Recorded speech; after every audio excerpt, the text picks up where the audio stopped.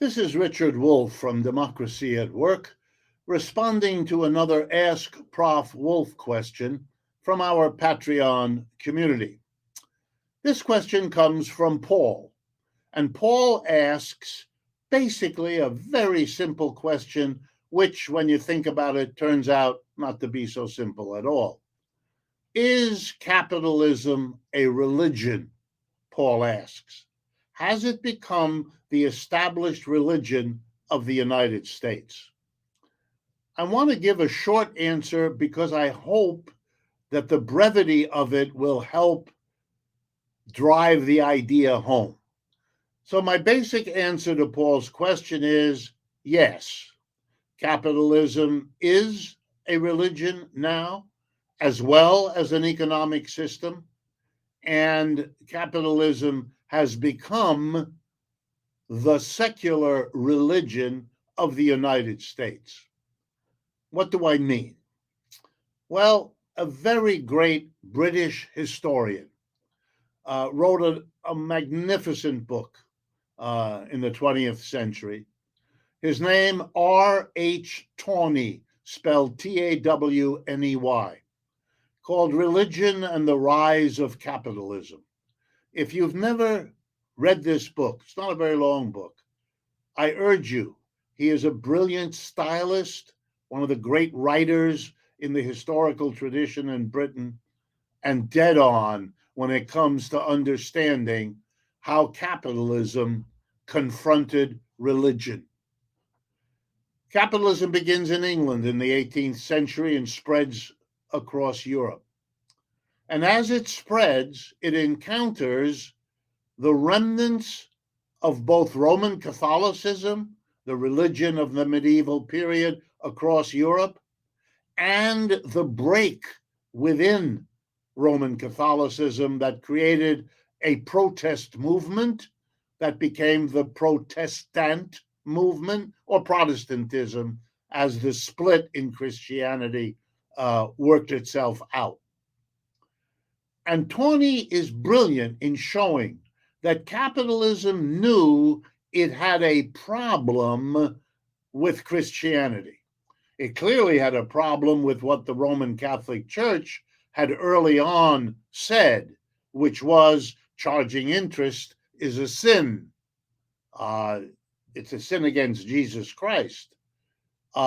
Charging as much money as the market would allow you to get away with was equally a sin against God.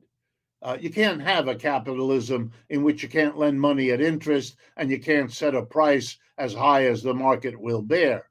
The people who understood capitalism therefore understood that they had a problem with these kinds of ideas that came out of the relationship between feudalism in Europe and the Roman Catholic inheritance from the time of Rome and the slave system of Rome.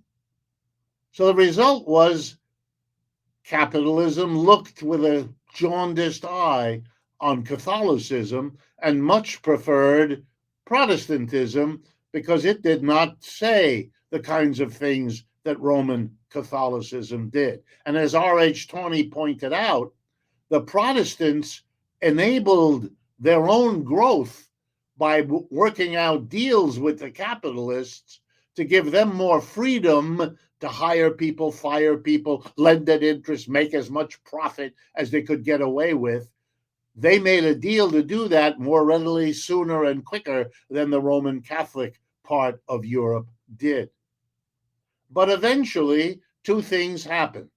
As capitalism succeeded, overthrew feudalism in the American and French revolutions, and established itself as the new dominant system, they said to the remaining religious traditions, Roman Catholic, Protestant, but also Jewish, Eastern Orthodox, and eventually Islam too, you need to work out a relationship with us that supports capitalism, or we will become your enemy, and that won't be good for you.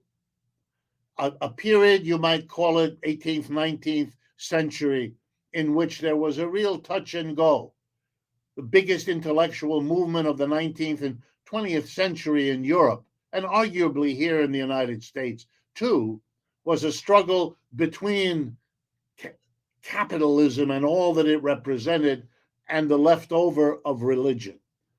That struggle resulted in the victory of capitalism and the defeat of existing religion. And by defeat, I mean the acceptance of traditional religion, that the capitalists are going to rule the world, and that all the religions can do is enact a kind of moderating force to make capitalism a little less harsh than it would otherwise have been. And that capitalism showed itself in its harshness.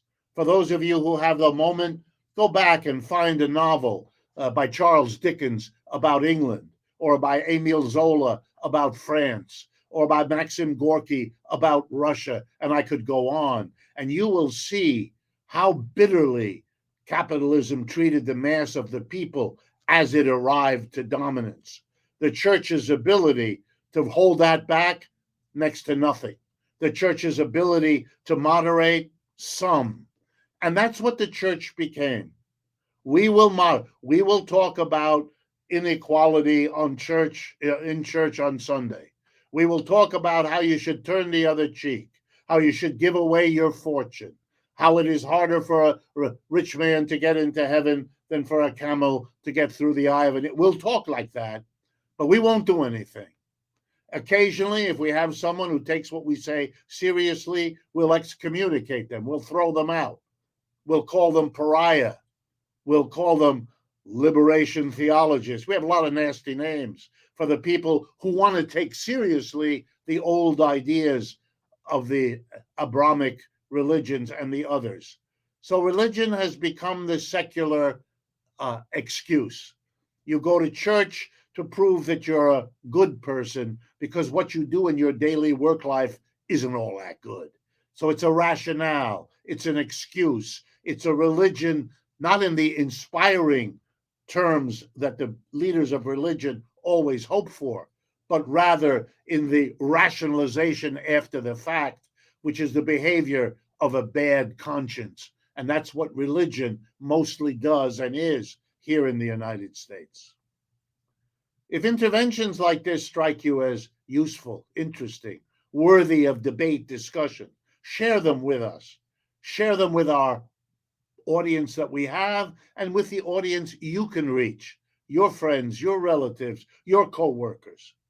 We are coming up on 300,000 YouTube subscribers, a real milestone for what we do and what we stand for. If you haven't done it yet, go to the YouTube and look us up at Democracy at Work. Sign up as a subscriber. It doesn't cost a nickel, and it extends the reach of this kind of work. And if you can part with a little cash to help us with the financial costs, that will be appreciated as well. Thank you.